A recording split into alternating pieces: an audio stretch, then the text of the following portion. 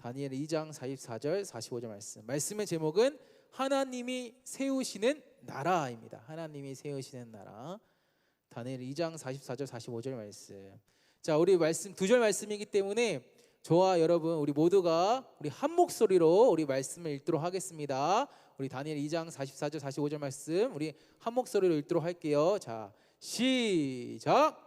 이 여러 왕들의 시대에 하늘의 하나님이 한 나라를 세우시리니 이것은 영원히 망하지도 아니할 것이요 그 국권이 다른 백성에게로 돌아가지도 아니할 것이요 도리어 이 모든 나라를 쳐서 멸망시키고 영원히 설 것이라. 손대지 아니한 돌이 산에서 나와서 새와 녹과 진흙과 은과 금을 부서뜨린 것을 왕께서 보신 것은 크신 하나님이 장래일을 왕께 알게 하신 것이라. 이 꿈은 참되고 이 해석은 확실하니이다 하니. 아멘. 사랑합니다 여러분, 사랑합니다. 자, 목사님을 봐주세요. 여러분들 핸드폰 넣고 자, 눈 감고 있는 지금 눈 뜨고 목사님을 봐주세요. 자, 우리 지난주에도 목사님이 퀴즈로 여러분들 설교를 시작했는데 오늘도 퀴즈로 설교를 시작하도록 하겠습니다. 자, 퀴즈 나갑니다. 맞춘 친구들은 목사님 지난주처럼 기프티콘 주도록 하겠습니다. 자, 퀴즈 나갑니다. 자, 여러분 우리가 살고 있는 이 지구상에는 몇 개의 국가들이 있을까요? 수환이 144개 업이에요. 지강이 234개 다운입니다. 시원해. 189 거의 비슷했어요. 업입니다. 니엘이 191 거의 비슷했어요. 195 다운입니다. 손 드세요. 지한이 거의 비슷했어요. 예승이 업입니다. 누가 할까요? 다시 손 내리고 자, 손을 들어주세요. 수현이 190 업이에요. 태성이 193 정답입니다. 자, 우리 태성이 거의 어거지로 맞춘 것 같은데 우리 태성에겐 기프티콘을 주도록 하겠습니다. 자, 물론 조금씩 달라요. 이게 기간마다 조금씩 이 나라로 국가로 인정하는 그 기준이 조금씩 다른데, 자, UN 정회원국으로 되어 있는 나라가 전 세계에서 193개국이라고 합니다. 뭐 어떤 기관에서는 뭐 200개라고 말하기도 해요. 근데 UN 정회원국으로 되어 있는 나라가 193개라고 해요. 자, 여러분 193개라는 이 숫자는 결코 작은 숫자가 아닙니다. 그렇죠? 자, 전 세계에 193개국이 있다는 것은 무슨 말이에요? 자, 서로 다른 영토를 가진 나라가 193개이고 또 서로 다른 언어를 가진 나라가 193개이고 또 서로 다른 문화와 또 서로 다른 역사를 가진 나라가 193개라는 그러한 말이겠죠. 자, 지금 우리 중등부에도 대략 70명의 친구들이 예배 출석하고 있어요. 대략 70명의 친구들이 예배 출석하고 있는데, 자, 우리가 다 똑같이 생겼습니까? 옆에 있는 친구들 봐보세요. 나랑 똑같이 생겼는지 똑같이 안 생겼는지. 똑같이 안 생겼죠. 자, 우리는 다 다르게 생겼어요. 외모도 다르고요, 우리의 성격도 다르고요, 또 우리의 각자의 어떤 삶의 방식이나 생활 습관도 다 다르죠. 자, 마찬가지로 전 세계에 193개국이 있다라는 것은요, 각각의 나라마다 가지고 있는 고유한 어떤 특징들이 있다라는 것을 말하죠. 자, 대표적으로 여러분 덴마크라는 나라 잘 알고 있죠? 덴마크. 자, 덴마크에도 독특한 문화가 하나가 있다고 합니다. 자, 덴마크에는 어떤 독특한 문화가 있냐? 목사님이 찾아보고 깜짝 놀랐어. 자, 덴마크에서는요, 갓 태어난 아이의 이름을 마음대로 지을 수가 없대요. 자, 우리나라에서는 아이가 태어났어. 그럼 부모가 아이의 마음을 그냥 부모 마음대로 지을 수가 있잖아요. 그렇죠? 물론 이제 뭐 할아버지 할머니가 짓기도 하는데 우리나라는 부모가 뭐 그냥 마음대로 지을 수가 있는데 덴마크에서는요, 부모가 자기 아이의 이름을 마음대로 지을 수가 없대. 어떻게 지었냐? 국가에서 인정한 이름들이 있대요. 그래서 국가에서 인정한 이름들 중에서 선택해서 아이의 이름을 지을 수가 있대요. 목사님도 처음 알았습니다. 그러니까 이러한 독특한 문화가 있습니다. 자, 또 우리나라 옆 동네인 중국에도요, 하나의 문화가 있는데 낮잠 문화가 있대요. 낮잠 문화. 오수라고 하는데, 자, 중국에서는 점심을 먹고 낮잠을 자는 것이 하나의 생활 습관으로 자리 잡고 있습니다. 그래서 점심시간이 우리나라는 보통 여러분 학교 점심시간이 몇 시부터 몇 시까지예요? 12시 40분에서 1시 반. 되게 짧네 생각보다. 50분 정도네요. 자, 그런데 중국에서는 점심시간이 대략 짧게는 1시간 반, 길게는 2시간이래요. 그러니까 이거는 학교나 뭐 회사나 이런 거 상관없이 점심시간이 1시간 반에서 길게는 2시간까지 이렇게 되어 있대요. 그러니까 낮잠 자라고 일부러 점심시간 이렇게 길게 준 거죠. 자, 이렇게 우리가 다른 나라들을 보면요, 그 나라에만 있는 그러한 특이한 문화들과 특징들이 있는 것을 우리가 볼 수가 있습니다. 자, 오늘 우리가 읽은 본문에서도 이 성경은 우리에게 어떤 나라의 특징에 대해서 말씀하고 있는데요. 어떤 나라냐? 특별히 하나님 나라의 특징에 대해 우리에게 말씀하고 있어요. 여러분, 오늘 우리가 읽은 이 본문은요, 바벨론의 포로로 끌려갔던 다니엘, 우리가 다니엘 말씀을 아마 한 달 전에 여러분들과 함께 나눴던 것 같아요. 대략 한 달 전쯤에. 자, 그런데 이 바벨론의 포로로 끌려왔던 다니엘이 당시 바벨론의 느부갓네살 왕의 꿈을 해석해주는 그러한 장면이 오늘 말씀에 기록되어져 있어요. 여러분, 오늘 우리가 읽진 않았지만 다니엘 2장 1절 말씀을 보면 느부갓네살 왕이 꿈을 꿉니다. 아마 여러분들 한 번쯤은 이 이야기를 뭐 주일학교 때 들었을 거예요. 느부갓네살 왕이 꿈을 꾸는데 꿈에서 깨어나자마자 그 꿈의 내용을 잊어버려요. 우리도 이런 일을 겪어본 적이 있죠. 꿈을 꿨는데 일어나니까 기억이 안 나. 아무리 생각해도 기억이 안 나. 아마 한 번쯤 여러분들 경험이 왔을 거예요. 자, 그럴 때 여러분들 마음이 어떻습니까? 내가 분명히 생생하게 꿈을 꿨는데 일어나니까 어떤 꿈인지 기억이 안 나. 그럼 마음이 어때요? 막 그냥 그래요. 목사님은 어떠냐? 목사님 막 답답해. 뭐였지? 무슨 꿈이었지? 막 찝찝하기도 하고 그렇습니다. 자, 마찬가지로 말씀에서 다니엘 2장에서 이 느부갓네살 왕이 꿈을 꿨는데 그 꿈이 어떤 꿈이었는지 기억이 안 났다라는 거예요. 그럼 보통은 이런 경우에는 어떻습니까? 아무리 기억을 하려고 해도 막 그 꿈이 기억이 안 나. 그럼 막 그냥 끙끙 앓다가 그냥 기억하기를 포기해 버리죠. 자, 그런데 오늘 말씀에서 느부갓네살 왕은 어떻게 하냐?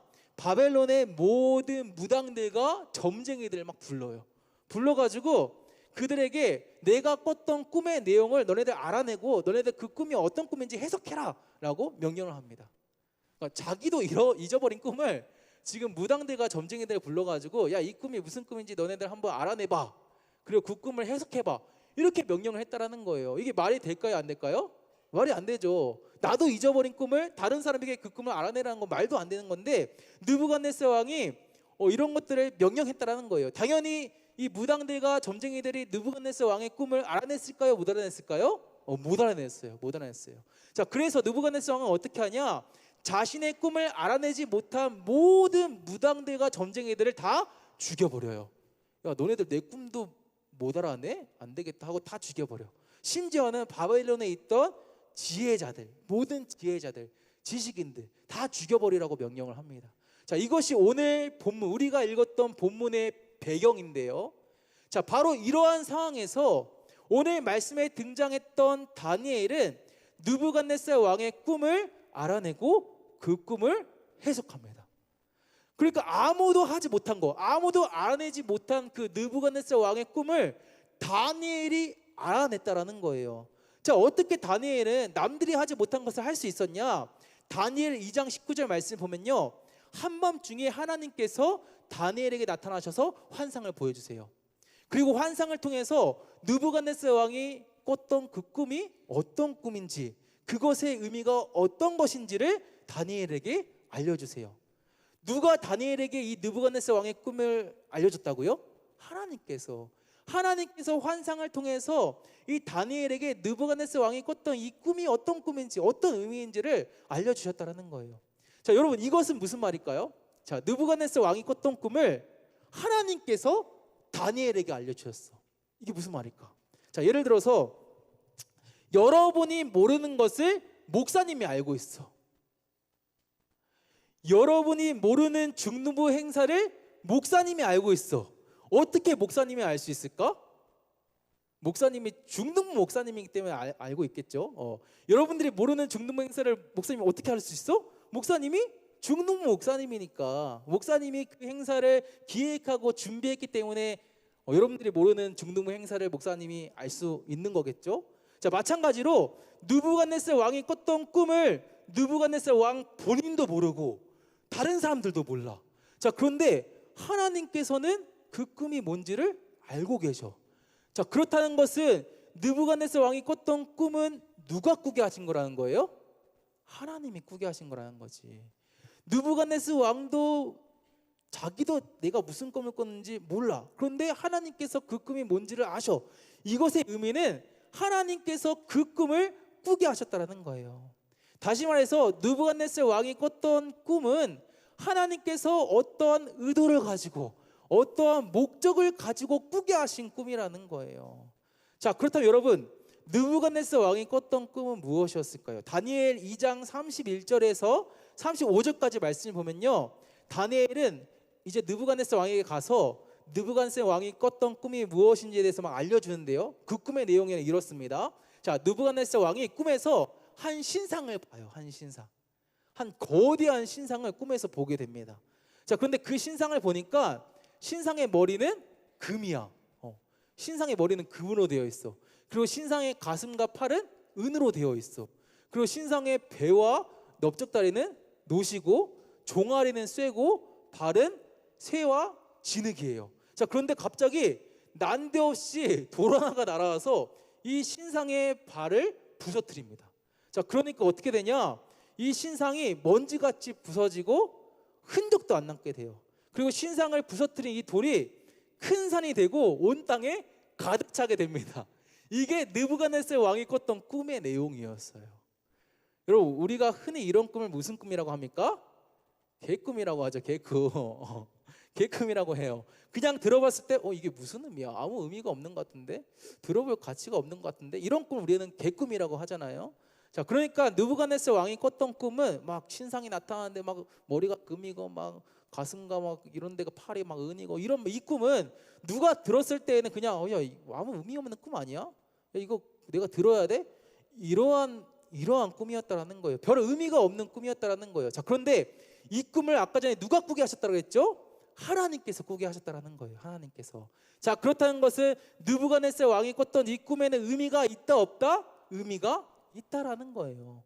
우리가 봤을 때는 아무런 의미가 없는 개꿈 같지만 이 꿈은 하나님께서 꾸게 하신 것이기 때문에 의미가 있는 꿈이었다라는 거예요. 자, 그렇다면 여러분, 왜 하나님은 느부갓네살 왕에게 이러한 꿈을 꾸게 하셨을까요? 아니, 왜 이러한 꿈을 꾸게 하셨을까? 이 꿈을 꾸게 하신 이유가 뭘까? 목적이 뭘까? 자, 우리가 다니엘 2장 36절부터 45절까지의 말씀을 보면요, 다니엘은 이 꿈의 어떤 의미인지 이제 막 해석해 주기 시작해요. 자, 느부갓네살 왕이 꿨던 꿈은 무엇이었냐? 이 꿈은요, 앞으로 나타날 나라들에 대한 예언이었어요. 느부갓네살 왕이 꿨던 꿈은 어떤 의미가 있었다?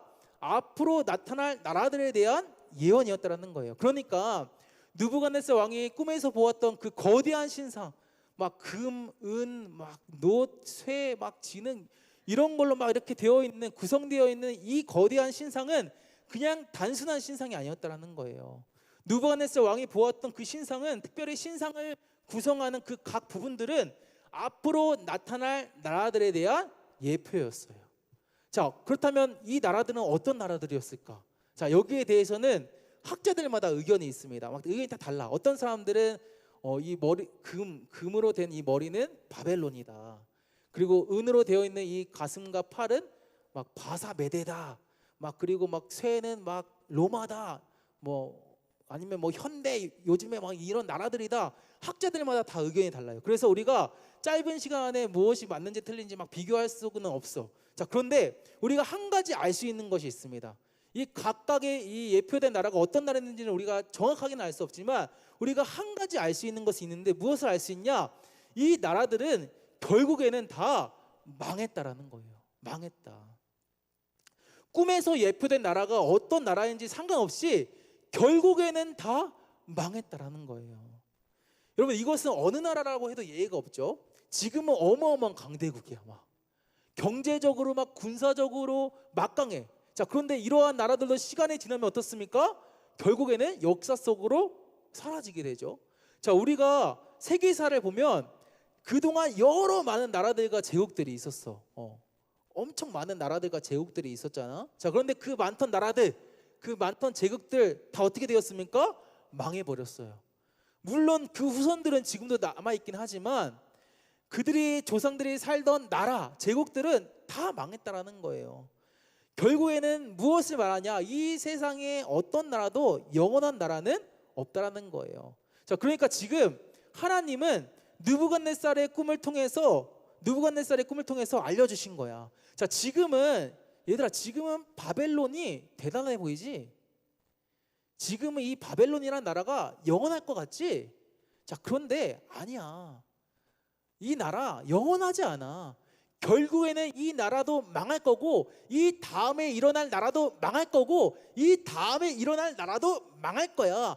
결국에는 이 땅에 있는 모든 나라들은 사라질 거야 라고 하나님께서 말씀하셨다는 거예요. 그러니까 어떻게 하라는 거예요? 이 세상의 것을 부러워하거나 두려워할 필요는 없어. 어차피 다 망하고 어차피 다 사라질 것이기 때문에 이 세상을 부러워하거나 두려워할 필요는 없다라고 하나님께서 이 느부갓네살의 꿈을 통해서 알려주셨다는 거예요. 여러분, 목사님은요, 사과 그림이 그려진 제품을 좋아합니다. 그래서 목사님이 가지고 있는 핸드폰도 사과폰이고, 목사님 패드도 사과 패드고, 목사님 노트북도 사과 노트북이에요. 목사님 이어폰도 사과 이어폰입니다. 목사님은 사과폰을 굉장히 좋아해요. 지금 목사님도 오늘 특별히 오늘은 이제 그 설교 원고를 뽑아오진 않고 목사님 패드에다 이렇게 담아 갖고 왔어. 그래서 목사님이 사과 패드 갖고 왔는데, 자, 이게 목사님 사과 패드인데 사과 패드 에어 13입니다. 사과 패드 에어 13인데 목사님 한 3년 전에 이 패드를 샀던 것 같아요. 자, 그 당시에는 목사님이 샀던 이 패드가 가장 최신이었어. 목사님 주변에 이 패드를 갖고 있는 사람이 없었어. 자, 그래서 목사님이 이거 막 가지고 다니면 주변 사람들이 와, 이거 뭐야? 와, 이거 어떻게 샀어? 야, 기능 이거 대박이다 막 이러면서 막 부러워했어요. 자, 그런데 지금은 사람들이 부러워할까요? 부러워하지 않을까요? 별로 부러워하지 않아요. 물론 이제 패드가 없는 사람들은 부러워합니다. 부러워하는데 지금은 그때처럼 막 예전만큼 막 목사님 이 패드 가지고 다녀도 와, 이 패드 진짜 멋있다 이렇게 막 부러워하는 사람이 없어요. 왜 그럴까요? 더 이상 신상이 아니니까. 지금 목사님 가지고 있는 패드보다 더 좋은 패드가 더 많이 나왔어요. 그러니까 더 이상 신상이 아니기 때문에 막 그렇게 부러워하거나 그렇지 않는다라는 거예요. 마찬가지로 여러분, 우리는요, 이 세상의 것을 부러워할 필요가 없어요. 그것들에 연연할 필요가 없다라는 거예요. 왜 그럴까요? 이 세상의 것들은 영원하지 않기 때문이에요. 지금은 뭔가 대단해 보이고 지금은 뭔가 멋있어 보이고 엄청나 보여도 결국에는 이것들은 언젠가는 썩어 없어질 것이기 때문에 그것들은 우리에게 영원한 행복과 영원한 안전을 줄 수가 없기 때문에 우리가 이러한 세상의 것에 연연할 필요가 없다라는 거예요. 사랑하는 여러분, 우리가 이것을 기억했으면 좋겠습니다. 우리는 눈앞에 보이는 것에 우리의 마음이 자주 쉽게 왔다 갔다 합니다.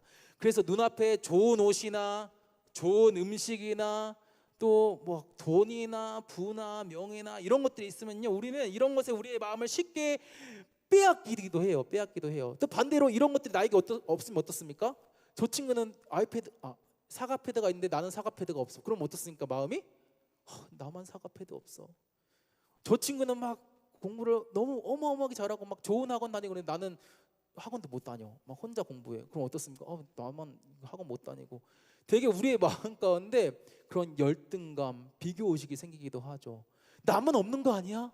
이거 큰일 난 거 같은데? 이러한 생각들을 우리가 하게 된다는 거예요. 그래서 어떻게 합니까? 나에게 없는 것들을 어떻게든 가지기 위해 막 애쓰기도 해요. 나에게 없는 사과패도 막 가지려고 막 애씁니다. 다른 친구들 막 좋은 학원 하니까 나도 막 엄마한테 불러서 나 좋은 학원 보내줘. 나도 공부 해볼래.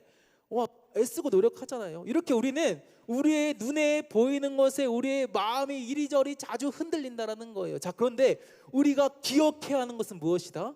이러한 세상의 것들은 영원하지 않다라는 거예요. 이것들은 곧 없어질 것들이다.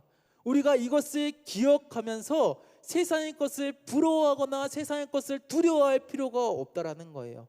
자, 그렇다면 여러분, 반대로 우리가 진짜 바라봐야 할 것은 무엇일까요? 없어질 세상의 것이 아니라 우리가 진짜 소망해야 할 것은 무엇일까요? 자, 우리 다 함께 오늘 본문인 다니엘 2장 44절 말씀을 우리 보도록 하겠습니다. 목사님 읽도록 할게요. 이 여러 왕들의 시대, 앞서서 느부갓네살 왕이 꿈에서 보았던 그 거대한 신상, 그 신상을 구성하는 각 부분들은 앞으로 나타날 여러 나라들이라고 했는데, 이러한 여러 왕들의 시대에 하늘의 하나님이 무엇을 세우신대요? 한 나라를 세우신대요. 하나의 나라를 세우시는데, 이 나라는 어떠한 나라냐? 영원히 망하지도 아니할 것이요, 그 국권이 다른 백성에게로 돌아가지도 아니할 것이요, 도리어 이 모든 나라를 쳐서 멸망시키고 어떻게 한대요? 영원히 선다라고 말씀하고 있죠. 다시 말해서 하나님께서 한 나라를 세우실 건데, 하나님이 세우시는 나라는 앞서 예표되었던 여러 나라들과 똑같다, 다르다? 다르다. 하나님 나라는 앞서 나타날 그 세상의 수많은 나라들, 제국들과는 다르다, 똑같다? 다르다. 하나님 나라는 영원하다라는 거예요. 하나님께서 세우시는 나라는 무너지지 않는다라는 거예요. 그렇기 때문에 우리가 바라봐야 하고 우리가 소망해야 하는 것도 무엇이다? 바로 세상의 것이 아니라 하나님 나라를 바라봐야 하고 하나님 나라를 소망해야 한다라는 거예요. 자, 여러분, 내 집에 어마어마한 보물이 있어. 은찬이 보물이 뭐야? 너가 생각하는 보물이라는 건 뭐야? 보물. 가족이 보물. 이건 생각지도 못했는데요. 우리가 흔히 보물이라고 하면 막 금은 보화 이런 걸 생각하잖아, 그렇지? 내 집에 금은 보화가 있어. 가족, 좋은 대답입니다. 내 집에 막 보물이 있어. 보물 있는 사람은요, 여러분, 돈 몇 푼 가지고 마음이 흔들릴까요? 흔들리지 않을까요? 흔들리지 않아요. 내 집에 막 2조, 막 3조, 4조, 5조 있을 리가 없겠지만 만약 있다 쳐. 2조, 3조, 4조, 5조 있어요. 돈 100원에 1000원에 마음이 흔들릴까요? 절대 흔들리지 않겠죠. 내 집에 금은보화가 있는 사람은 돈 몇 푼 가지고 흔들리지 않아요. 자, 엄마가 집에서 매일 최고급 요리를 해주셔. 그런 집이 있니 혹시? 엄마가 집에서 최고급 요리. 목사님 아내가 사모님이 집에서 최고급 요리를 매일 해줘요. 네, 너무 좋습니다. 자, 이렇게 집에서 매일 최고급 요리를 해주셔. 그러면 편의점 음식이 눈에 들어와요, 안 들어와요? 안 들어와. 집에서 미슐랭 스타가 있는데 셰프가 있는데 고작 밖에서 육개장 라면이 눈에 들어옵니까? 안 들어오지. 그딴 거 먹을 바에는 그냥 집에서 최고급 요리 먹지. 편의점 음식 그거 하나 못 먹는다고 막 친구가, 야, 나는 라면 먹는데 너는 못 먹지, 이런 것 때문에 내 마음이 상하거나 그러지 않는단 말이에요. 왜? 집에 미슐랭 스타가 있으니까.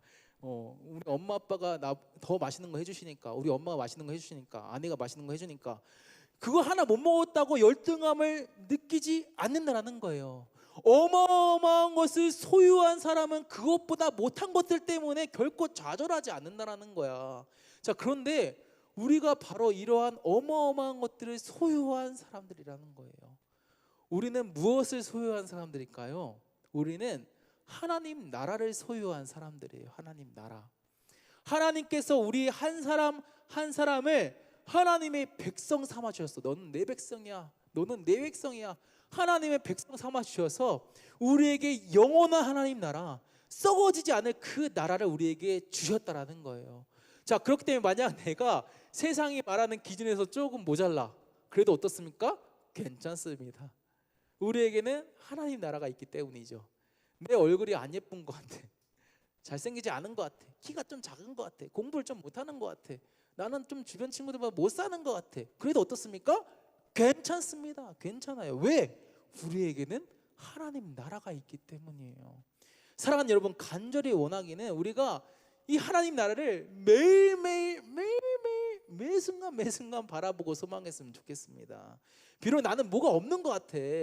세상에서 보았을 때 나는 좀 뒤처진 것 같아.